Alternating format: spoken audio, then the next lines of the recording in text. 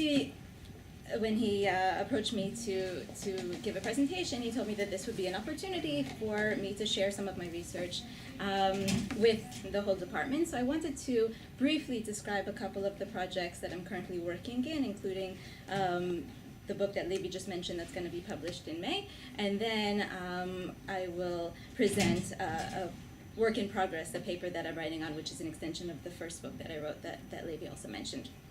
So the book that's going to be published, or that's going to be out in May, is on ethical ambiguity in the Hebrew Bible. And basically what I did in this book is I used contemporary moral debate and the ethical considerations that are advanced by the various philosophers to interpret ethically challenging biblical narratives. So, לדוגמה, each of the chapters are self-contained, and one of the chapters is on whether or not it's ever ethical to lie or to deceive. So I begin each chapter by discussing an ethical debate. In this chapter, it's a debate between Immanuel Kant versus Benjamin Constant. And then I use the ethical considerations that each of them advance and the nuances in their arguments. For example, is there a difference between a misleading truth versus an overt lie? What are the ramifications if you have the same intentions and it produces the same consequences? Is there a difference in the ethical status? Also, to what extent does your motivation matter in lying or deceiving? So I use all of these considerations and apply them to very morally challenging scriptural stories.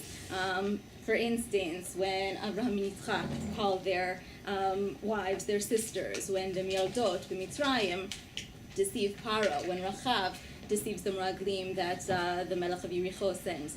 Certainly the most prominent when Yaakov deceives his father for the bracha, when Tamar deceives Yehuda, and even when God deceives in numerous occasions or instructs deception. How are we supposed to understand the ethical implications of these challenging narratives? So when I finished that book, I wanted to continue in that area, and so a current research project that I'm also working on is a third book, which is specifically focused on vigilantism and justice in the Bible.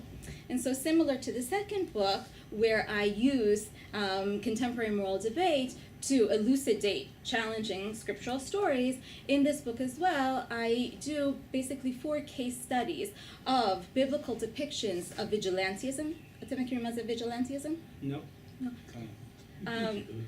כאשר מישהו לוקח את המשפט בידיו? Is that what's the word in Hebrew? פורע חוק. מה זה? מישהו שעושה את הצדק לעצמו. כן, חוק לידיים. אוקיי. So, לדוגמה, כאשר שמעון ולוי במרמה הרגו את שכם וחמור וחיבים, או כאשר משה היכה את המצרי, או כאשר פנחס הרג את זמרי וכזבי, או כאשר דוד אחרי החטא עם בת שבע שלח את אוריה לקרב. So I look at these challenging stories, and similar to the second book, I advance various readings of these stories in light of the ethical considerations of when is it, or is it ever appropriate, even though it's not legal, is it ethical in some instances to engage in vigilantism?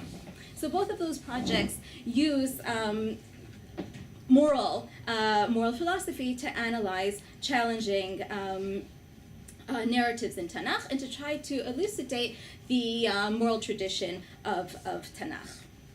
But my first book, as Levi mentioned, was on Yosef Albo, specifically on his philosophical drashot in Sefer Karim.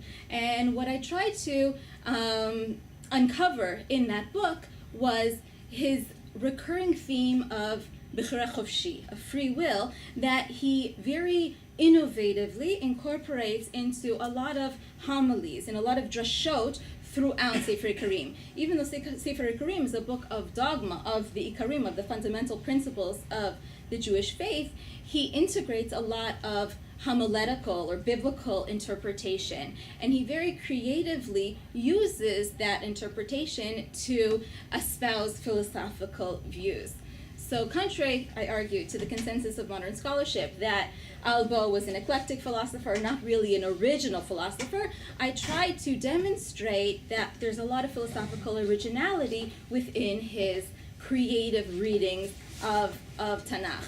specifically creative readings which assert human free choice. And this is particularly relevant, and as I'm going to discuss a little bit later today, in light of his philosophical influences. Yosef Albo was the student of Chaskai Kreskas. Chaskai Kreskas had deterministic views with regard to choice, and so Albo really deviated from his philosophical predecessor and from his teacher in asserting human free choice. An example of one of these instances, probably the most famous example from Sefer HaIkarim, is on his drasha on V'chazek Hashem et Lev Paro, whereas Rambam understood or interpreted the biblical story as God depriving Paro of his bechira as an onesh for having afflicted and enslaving the Jews or the Israelites earlier on. Albo basically reads it in the opposite way. V'chazek Hashem et Lev Paro is not Paro having his free will restrained, but rather it's God preserving his free choice. And so when it says that God hardened Paro's heart, it's to be understood that God gave Paro the strength, the fortitude to withstand the coercion of the Makot and give him a free opportunity, a free choice of whether or not to do tshuva. Albo understands or reads or uses this interpretation within a larger discussion of tshuva, in which he distinguishes between tshuva me'ahava and tshuva mi'ira, and then further distinguishes the second category into tshuva mi'rat Hashem versus tshuva mi'rat ha'onesh. And he says that tshuva mi'rat ha'onesh does not constitute tshuva, does not achieve kapara, and Paro is an example of this. Had Paro just succumbed or yielded or gave in to the afflictions and the pain and the suffering from the makot, that would not have constituted tshuva. He needed to be able to withstand that pressure in order to make a free choice. And with that free choice, he chose to not liberate Bnei Israel, and as a result, he was deserving of his ultimate punishment or ultimate demise. So I uncovered in a number of different drashot in Sefer Karim, in my first book, this recurring theme or this conceptual scheme of free choice, which was really important to Albo's worldview. And in my current research project that I want to share with you today, I'm extending not really the argument from that book, but extending the research in the sense that I wanted to try to uncover, which I didn't really touch upon that much in the book. I wanted to try to uncover some of Albo's influences. Obviously, Albo sometimes cites his influences, oftentimes doesn't cite his influences, as was characteristic of Jewish philosophy in the 15th century.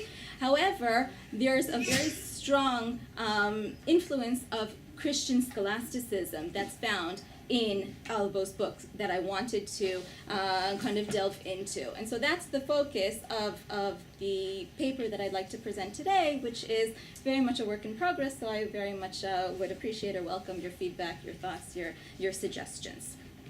Okay. The late medieval period witnessed an interchange of ideas between Jewish thought and Christian scholastic philosophy.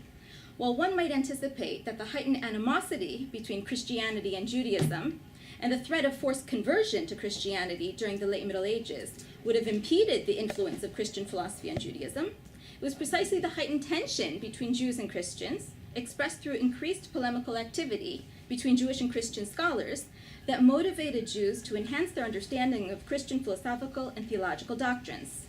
In turn, late medieval Jewish philosophers influenced Christian theologians as well.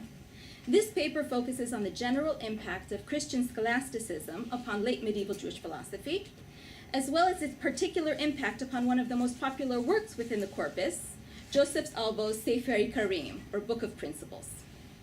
The historical and philosophical context of the late Middle Ages contributed to Jewish philosophers' receptivity to Christian scholasticism. During a period in which the Jewish community was subjected to intense persecution and religious coercion, Jewish philosophers became well-versed in Christian doctrine in an effort to teach their co-religionists how to defend themselves against Christian attacks. As a rabbinic leader in Christian Spain, Joseph Albo was called upon to defend the Talmud and Judaism in the Tortosa Disputation, starting in February of 1413, inaugurated by Pope Benedict XIII.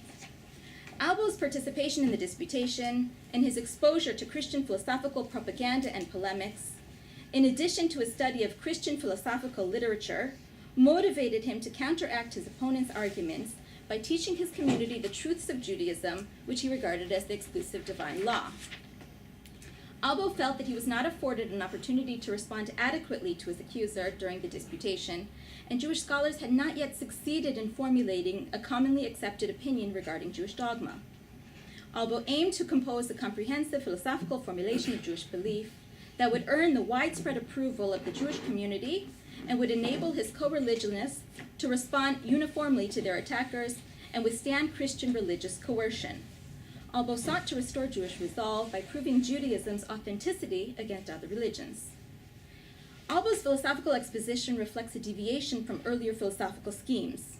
There was a prevalent hostile attitude articulated by Chasdai Kreskas, Albo's teacher, and his circle in the end of the 14th century toward Aristotelian trends that had emerged from Southern French and Iberian Jewish philosophers.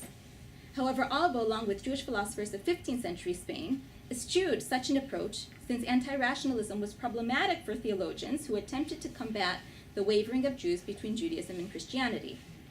Such an anti-philosophical critique, which argued against the ability of the human intellect to ascertain religious truth, would hinder their effort to demonstrate the rationality of Judaism and the irrationality of Christianity. While these Jewish philosophers opposed radical rationalism and naturalism, they did not reject philosophy altogether and critiqued Jewish thinkers who opposed and prohibited the study of philosophy. These 15th century scholars rebuffed the approach of the anti-rationalists by dismissing the charge that philosophy contributed to the crisis that engulfed Spanish Jewry, and asserted that in an age of theological confusion and religious polemics, philosophy was an important means for clarifying religious doctrine and for defending Judaism against Christian polemics.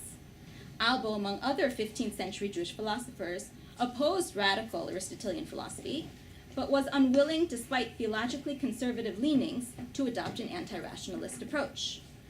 Albo sought to depart from the extreme views that emerged from a Maimonidean school, a position advocated by anti-Aristotelian Jewish philosophers and Christian theologians, which blurs the distinction between Judaism and other religions. However, the need to oppose Christian thought returned him closer to the Aristotelianism of Maimonides. Thus, Albo integrates a dialectical approach in the Book of Principles, as he attempts to deviate from Maimonides' focus on rationalism, while also opposing the rationality of Christianity. Albo and his contemporaries espoused a more moderate position which defended philosophical speculation in a conservative manner and embraced rational inquiry as a valuable supplement to tradition while guarding against more radical tendencies. Writing during a period of religious challenge and debate, Albo addressed an issue of tremendous concern for his people: whether or not it was appropriate or perhaps obligatory to analyze the fundamental principles of one religion in order to determine their truth. Such a concern demonstrates the difference in Albo's age and focus from that of Maimonides, for whom inquiry about the truth of one's beliefs was not only permitted but obligatory. Albo's generation stood on the threshold of apostasy, and this question was raised by both Jews and the Christians who baptized them, who did not trust Jewish tradition and Jewish intentions to convert. Albo was aware of the danger of the potential of finding a seemingly superior religion and the continuous pursuit of a truer religion that prevents the affirmation of steadfast religious convictions. Nevertheless, Albo encouraged his co-religionists to investigate and arrive at the truth of Judaism and cajoled his community to preserve their faith at any cost. Albo responded to the threats of Judaism by attesting that all religions agree that one faith is divine, but they claim that it has been superseded. Therefore, he advised that every non-Jewish religionist should investigate his own religion to see if he is justified in opposing the religion which is acknowledged to be divine. Similarly, every Jew should investigate whether his divine religion is temporary, as other religions claimed, or eternal. Albo taught that in such an investigation, the individual must determine whether his religion conforms to the principles of divine law delineated in the Book of Principles. In his work, he demonstrates that the law of Moses is the only law that corresponds to the definition of divine law, thereby proving its particularity in the context of the universal laws. The late medieval period of Jewish philosophy was not only distinct from the earlier era in its departure from radical trends of 13th and 14th century Spanish Jewish philosophy, but also in its reliance on Christian scholasticism, particularly that of Aquinas, which until the late 14th century had minimal influence on Jewish philosophy.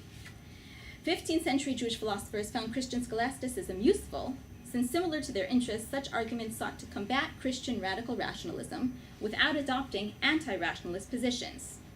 They were attracted by Aquinas and other moderate Christian rationalists, as well as by the anti-Aristotelian critique leveled by the Via Moderna of the Christian nominalists. Albo was well versed in Christian scholasticism, which he read in Latin. He had a thorough understanding of the views of Christian philosophers such as Aquinas, as evidenced by his arguments in the Tortosa Disputation and the anti-Christian polemic embedded in the Book of the Principles. Albo dedicates Book 3, Chapter 25 of his philosophical work to respond to Christian accusations that the Torah is defective with regard to its material, formal, efficient, and final causes.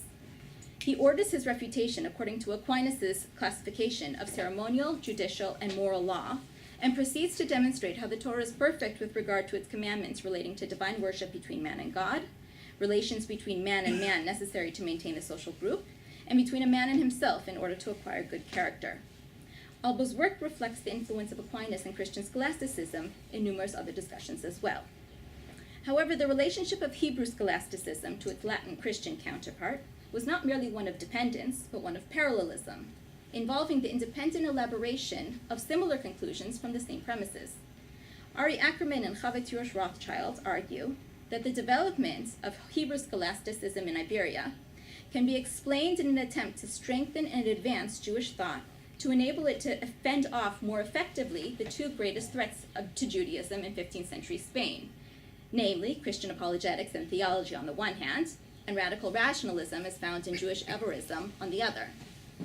Hebrew scholasticism was not solely a defense against Christianity, but philosophers wanted to develop philosophically along with the evolution of European thought, and desired to absorb scholastic doctrines and methods useful for the advancement of Jewish thought. To that end, Jewish philosophers composed philosophical treatises in which they discussed similar questions and utilized similar methods as contemporary Christian scholastics.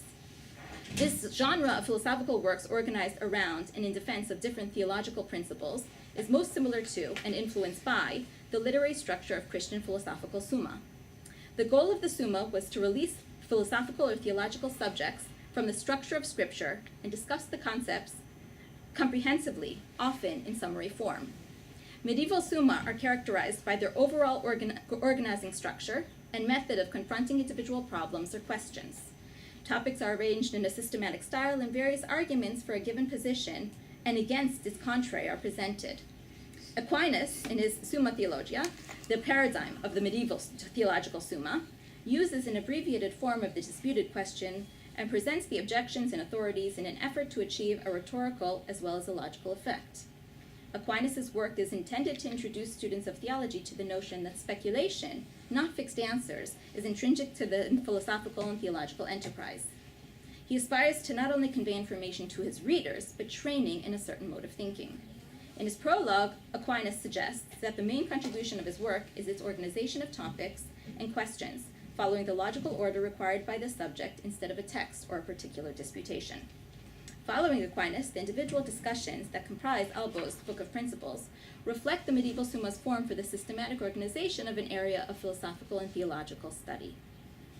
One such discussion which reflects the influence of Christian scholasticism is Albo's exposition of natural law.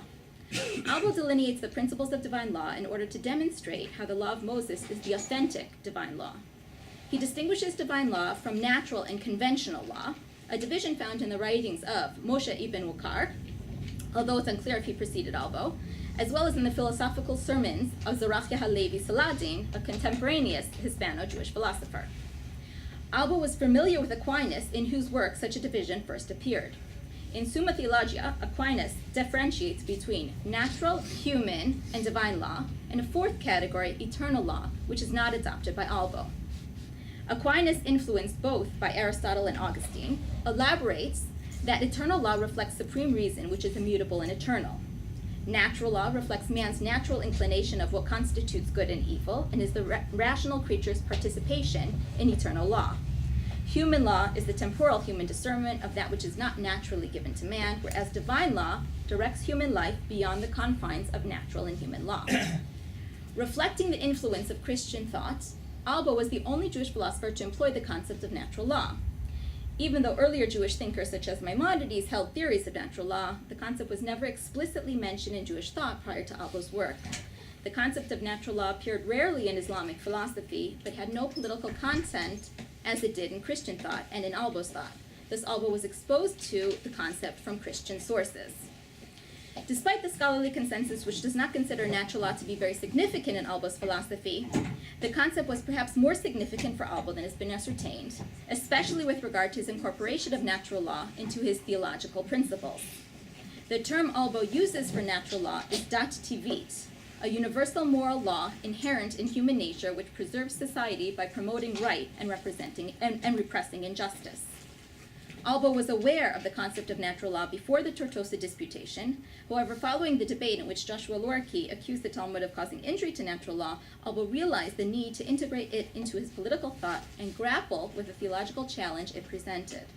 Albo's integration of natural law into the later version of his legal philosophy was a reaction to these accusations. Albo embeds his legal typology within his larger discussion of the three fundamental principles of divine law in the Book of Principles, Book 1, chapters 5 through 9. He begins by describing the political nature of the human race, which needs society to exist. Albo explains that existence within a society requires the acceptance of general and specific behavioral norms, including natural and conventional law. Natural law is the order which makes any society morally coherent and thus worthy of human commitment. The moral coherence provided by natural law is justice. Natural law is the formal condition of the constitution of any truly human society, both religious and secular society, an a priori standard for both societies ruled by conventional and divine law. Natural law is the formal but not sufficient condition necessary for society. The political effectiveness of natural law, namely rational justice, depends on the constitution of a particular society by the unified consent of its members. Albo goes on to demonstrate the existence of divine law from the belief in special divine providence upon humanity and its superiority over natural and conventional law. He orders the three types of law hierarchically according to their ends. Natural law is designated as promoting justice to ensure the proper ordering of political associations. Conventional law goes beyond natural law in its contribution to removing the base and promoting the noble. That is, the attainment of moral character, as well as advancing the stability of the political order.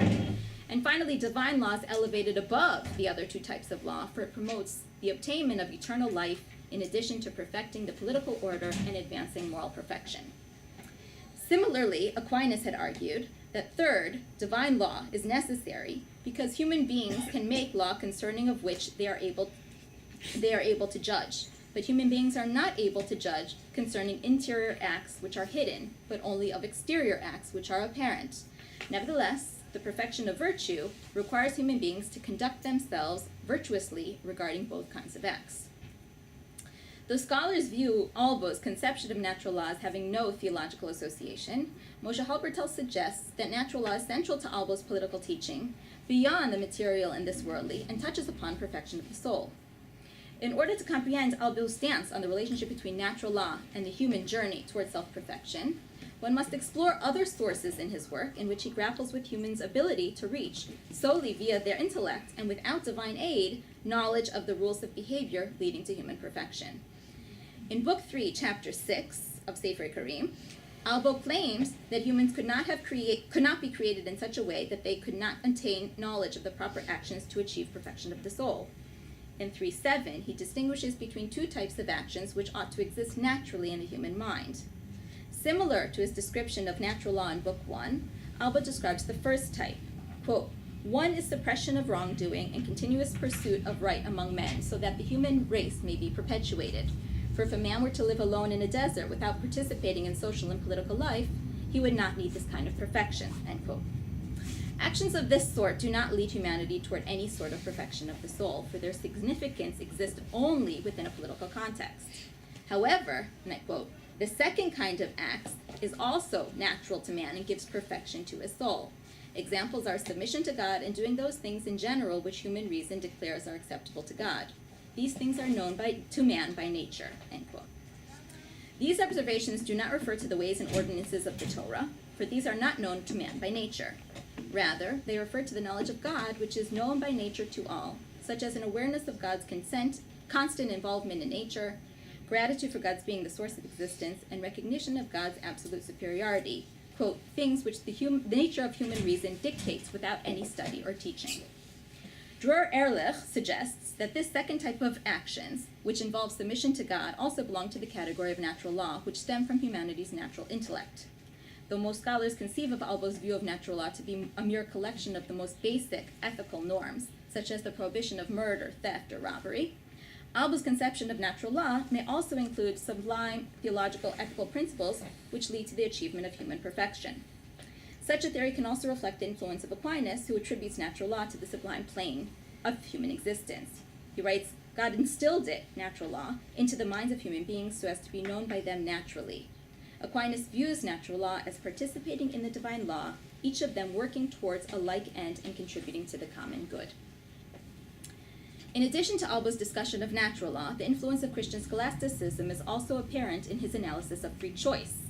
His conception of free choice defines the contingent as indifferent with respect to his causes, which likely reveals the influence of the scholastic concept of liberty of indifference. A free agent is motivated by his will to determine choice from other possible alternatives, not by any external or internal stimuli. Albo was dissatisfied with his teacher, Chasdai Kreskas's deterministic theory, which only allowed for the abstract or the theoretical possibility of a different choice or action, which in fact could not have been otherwise due to causes in reality. Kreskas's deterministic approach implies that in some possible universe, different from our own, agents could have done other than they have done in this world. This hypothetical freedom, however, is not satisfying to Albo. In Kreskas's conception, the possible or contingent would exist only logically and conceptually, but not actually. Albo considers such a concept to have no real use. Instead, Albo maintains that true freedom in this world requires a genuine ability to choose differently from what in fact was chosen. In Kreskas's conception, the possible or contingent can exist only logically and conceptually, but not actually. Albo argues that it's not enough to know that had I been a different person or had the circumstances been different, I could have chosen or done otherwise. He argues that one must have the capacity to do X or not to do X, independently of antecedent causal conditions, or the ability to act contrary to causal conditions. Albo requires 3 criteria for a voluntary act. The agent not only has to have the ability to exercise choice between possible alternatives, he also needs to act knowingly at the time of action, and after the act he must desire to have acted in such a manner.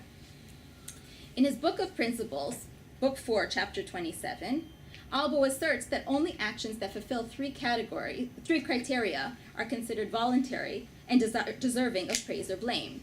Number 1, they're voluntary and done of one's own free will. The agent knows at the time of the act that he's doing it and desires to do it in preference to something else. And after it's done, he desires it to have been done. Number 2, that they're the result of choice, b'chira, the preference of one thing over another. And 3, they're done knowingly or consciously. Only acts of compulsion, which the agent does not know of, does not want, and does not prefer to other acts, are exempt from praise or blame. Albo elaborates upon these criteria. He writes, human acts deserving praise or blame are those which are voluntary and done of one's free will. This means that the person who does the act knows at the time of doing the act that he's doing it and desires to do it in preference to something else. Hence, drunkards excuse themselves for acts committed by them while they were in a state of intoxication, saying that they did not know what they were doing, though they did the act voluntarily and freely. Similarly, we do not blame a person for an act committed involuntarily, even though it was done knowingly and deliberately. In other words, that he knew what he was doing at the time and he chose to do it rather than bear the punishment he would receive if he had not done it. As long as the act was done voluntarily but under compulsion, the person is not blamed. It follows then that an act for which a person deserves praise, if it is good, and blame if it is bad, is such as he does knowingly when he does it and willingly in preference to something else. Acts to which praise and blame do not apply at all are those of absolute compulsion, such namely as the person does not know of, does not desire, nor prefer to other acts, as for example when a person throws a stone and another puts out his head, is struck and dies. Here the person who is the cause of death did not know of the act when he did it, exercised no preference in regard to it, and did not desire it. This is an instance of absolute compulsion to which praise and blame do not apply.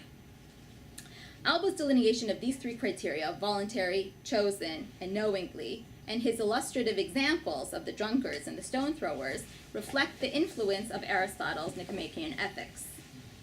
Albo's definition of free choice as free with regard to the capacity to perform opposite acts between which one must choose may also reflect the influence of Christian scholastics such as Scotus and William of Ockham. A century before Albo, Scotus similarly defined freedom to be a condition such that the agent has at some time both the capacity to do not X as well as the capacity to do X. In Lectura 139, Scotus explains that a state of affairs P is contingent if negative P is possible for the same moment. Syncratic contingency, as he calls it, implies that its opposite is possible for the same moment, even if not actualized. William of Ockham similarly writes, quote, "The human will is freely able to will something and not to will it. To deny every agent this capability for both alternatives alike is to destroy all praise and blame, all counsel and deliberation, and all freedom of the will. And then a man will be no more free by his will than an ass by its sensory appetite." While Jewish philosophers in the 13th century used the term bechira and efshar, choice and contingency, it was not until the 15th century that the term bechira chofshi became common, likely also revealing the influence of the scholastic concept of liberty of indifference, considered a combination of the reason's act of judgment and the will's act of choice. The change in the terminology used in medieval Jewish philosophy reflects the influence of Aristotelian philosophy upon Jewish philosophers in the 13th century. The concept of freedom of choice implies that human choice leading to action is uncaused, whereas Aristotle, and thus Maimonides, asserts contingency of human action while maintaining that choices are caused. Albo not only asserts free choice in several of his philosophical discussions, but incorporates the philosophical concept into homilies integrated throughout his philosophical work. Characteristic of 15th century Jewish philosophy, Albo conveys his doctrine in a popular manner as he illustrates his philosophical notions through accessible and creative biblical interpretations. Albo seizes numerous opportunities in his exegetical readings, staggered throughout his philosophical work, to teach the philosophic truth of free choice, as I mentioned with the hardening of the heart example. Thus, free choice emerges as a recurring theme and as a significant conceptual scheme within Albo's worldview, perhaps as a reaction to both the historical and intellectual environments in which he lived. Free choice was an important topic, subject to vehement debate in the medieval era, and had particular significance during a historical period of religious coercion.